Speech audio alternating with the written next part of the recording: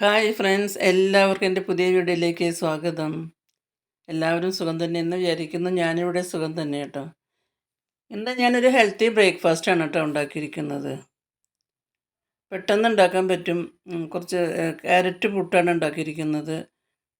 നല്ല ഹെൽത്തി ടേസ്റ്റിയായ ഒരു പുട്ട് തന്നെയാണ്. പെട്ടെന്ന് നമുക്ക് ഉണ്ടാക്കാം.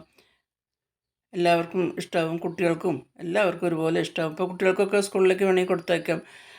ലഞ്ച് ബോക്സിലാക്കി കൊടുത്തയക്കാം. അതുപോലെ ഒരു കടലക്കറി ഉണ്ട് കേട്ടോ. ഇതുപോലെ കടലക്കറി ഞാൻ ഉണ്ടാക്കിയിരുന്നത് ഇങ്ങനെ ഉള്ളി മസാലയൊന്നും വഴറ്റാതെയാണ് ഉണ്ടാക്കിയിരിക്കുന്നത്. പെട്ടെന്ന് നമുക്ക് ഉണ്ടാക്കാൻ പറ്റും. നല്ലൊരു ടേസ്റ്റിയായ പുട്ടും ക്യാരറ്റ് പുട്ടും കടലക്കറിയാണ് ഉണ്ടാക്കിയിരിക്കുന്നത്. അപ്പോൾ എങ്ങനെയാണ് ഈ ക്യാരറ്റ് പുട്ടും കടലക്കറി ഉണ്ടാക്കി നമുക്കൊന്ന് നോക്കാം കേട്ടോ. വീട്ടിലേക്ക് പോകാം. അതിന് വേണ്ടി കുറച്ച് കറുത്ത കടല ഉണ്ടല്ലോ, വലിയ കറുത്ത കടല ഞാൻ ഇന്നലെ രാത്രി വെള്ളത്തിലിട്ട് വെച്ചതാണ് കേട്ടോ. നല്ലപോലെ കുതിർന്ന് കിട്ടി. ആ കടല നമുക്ക് ഒരു കുക്കറിലേക്ക് ഇട്ട് കൊടുക്കാം. കടലയെല്ലാം ഞാനിങ്ങനെ കുക്കറിലേക്ക് ഇട്ട് കൊടുത്തു കേട്ടോ. നല്ല കുതിർന്ന കടലയാണ്, അത് കുക്കറിലേക്ക് ഇട്ട് കൊടുത്തു. ഞാൻ അതിലേക്ക് ആവശ്യമായ കുറച്ച് സാധനം കൂടി ചേർത്തിട്ട് വേണം നമുക്ക് വേവിക്കാനായിട്ട് കേട്ടോ. ഇതിലേ തന്നെ ഇട്ടിട്ടാണ് നമ്മൾ വേവിക്കുന്നത്, അങ്ങനെ വഴറ്റല്ല. അതിലേക്ക് ഒരു സവോള കട്ട് ചെയ്തിട്ട് കൊടുത്തു. അതിന് ശേഷം അതിലേക്ക് ഒരു കഷ്ണം ഇഞ്ചിയും വെളുത്തുള്ളിയും കൂടി ചതച്ചത് അതും കൂടി ചേർത്ത് കൊടുത്തു. അതിനുശേഷം ഒരു തക്കാളി, നല്ല പഴുത്ത തക്കാളിയാണ്, ചെറിയ കഷ്ണങ്ങളാക്കി നുറുക്കി വെച്ചിട്ടുണ്ടായിരുന്നു, അതും ചേർത്ത് കൊടുത്തിട്ട് എല്ലാം കടലയിൽക്കൂടെ തന്നെ ഇട്ട് വേവിക്കുകയാണ്. അങ്ങനെ വഴറ്റിയിട്ടല്ല ഉണ്ടാക്കുന്നത്. പെട്ടെന്ന് നമുക്ക് ഉണ്ടാക്കാൻ നല്ല ടേസ്റ്റാണ്. ആവശ്യത്തിന് ഉപ്പും കൂടി ചേർത്ത് കൊടുത്തു. 1/2 ടീസ്പൂണ് മഞ്ഞൾപ്പൊടി ചേർത്ത് ആവശ്യത്തിന് വെള്ളം ഒഴിച്ച് നമുക്ക് അത് വേവിച്ചെടുക്കാം കേട്ടോ. എല്ലാം കുക്കറിൽ തന്നെയാണ് ഇട്ട് കൊടുത്തിരിക്കുന്നത് കേട്ടോ. ഇനി അതിലേക്ക് ആവശ്യത്തിന് വെള്ളം ഒഴിച്ച് നമുക്ക് നല്ലപോലെ ഒന്ന് വേവിച്ചെടുക്കാം.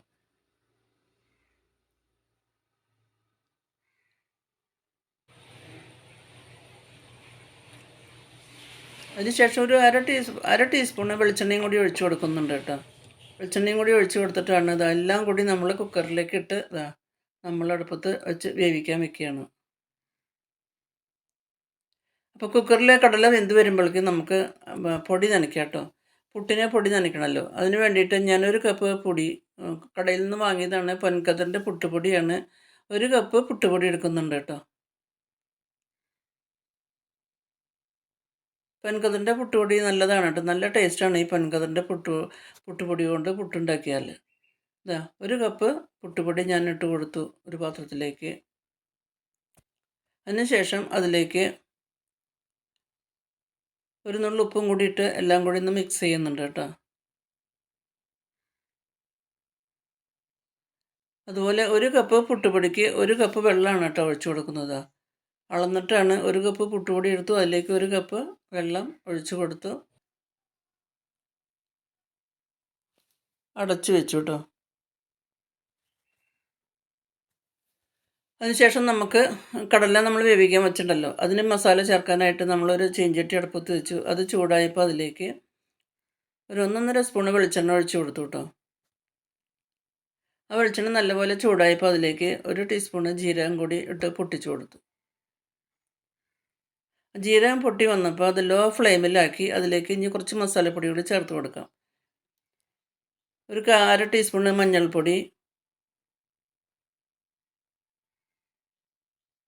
അതിനുശേഷം ഒരു 1.5 ടീസ്പൂണ് മല്ലിപ്പൊടി,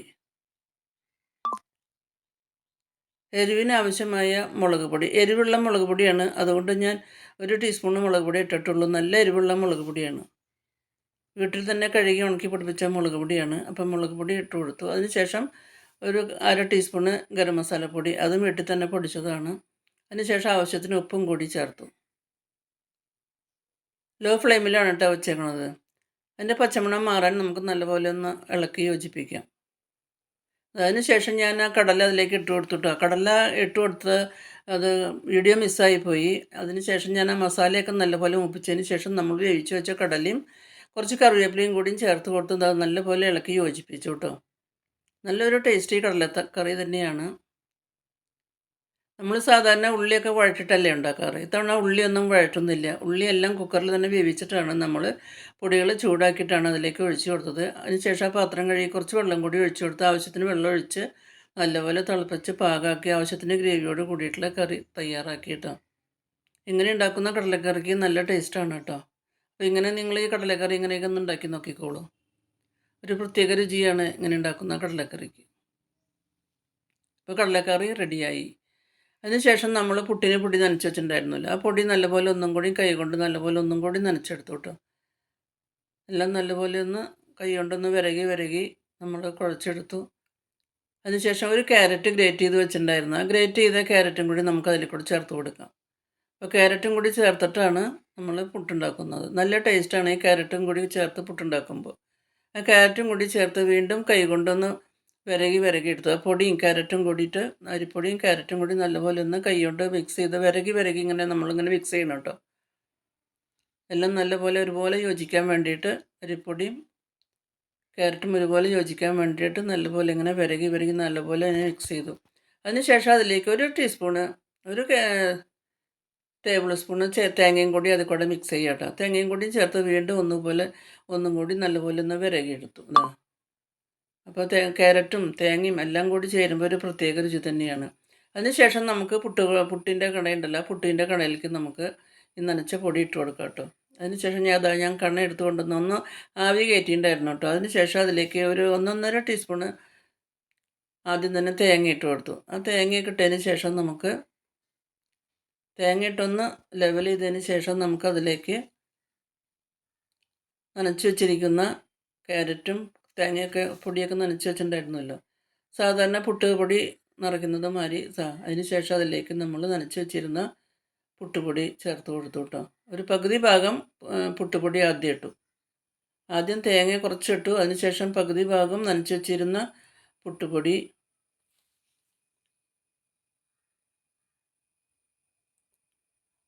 അതിനുശേഷം പകുതി നട്ടതിന് ശേഷം വീണ്ടും അതിലേക്ക് കുറച്ച് വീണ്ടും തേങ്ങ ഇട്ട് കൊടുത്തു. വീണ്ടും ഒരു 1.5 ടീസ്പൂണ് തേങ്ങ ഇട്ട് കൊടുത്തു. സാധാരണ നമ്മൾ പുട്ടുണ്ടാക്കാറുണ്ടല്ലോ, തേങ്ങ ഇട്ട് കൊടുത്തു. ഒരു 1.5 ടീസ്പൂണ് തേങ്ങ ഇട്ട് കൊടുത്ത് ഒന്ന് ലെവൽ ചെയ്തതിന് ശേഷം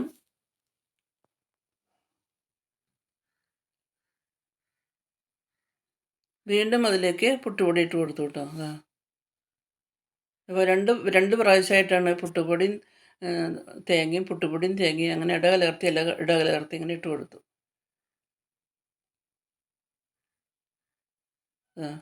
അങ്ങനെ പുട്ടുകുറ്റി ഇങ്ങനെ നിറച്ചിട്ടു കേട്ടോ. പുട്ടുകുറ്റി ഇങ്ങനെ നിറച്ചതിന് ശേഷം വീണ്ടും അതിൻ്റെ മുകളിലേക്ക് കുറച്ച് തേങ്ങയും കൂടി ചേർത്ത് കൊടുത്തു. എല്ലാം ഒന്ന് ലെവലാക്കിയതിന് ശേഷം അതിൻ്റെ മുകളിൽ വീണ്ടും കുറച്ച് ഒരു ടീസ്പൂണ് തേങ്ങയും കൂടി അതിൻ്റെ മുകളിലായിട്ട് വെച്ച് കൊടുത്തു. സാധാരണ നമ്മളിങ്ങനെയാണല്ലോ പുട്ടുണ്ടാക്കുക.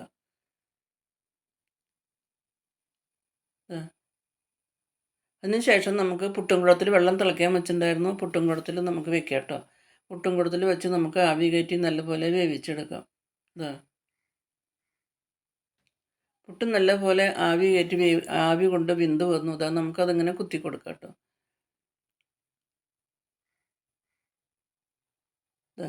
അടുത്ത പുട്ടും കൂടി നമുക്കിതുപോലെ കുത്തിയെടുക്കാം. 2 കണ പുട്ട് ഞാനിങ്ങനെ ഉണ്ടാക്കിയെടുത്തു കേട്ടോ. നല്ല ടേസ്റ്റി ഹെൽത്തിയായ പുട്ട് തന്നെയാണ്. എല്ലാവർക്കും ഈ വീഡിയോ ഇഷ്ടമായി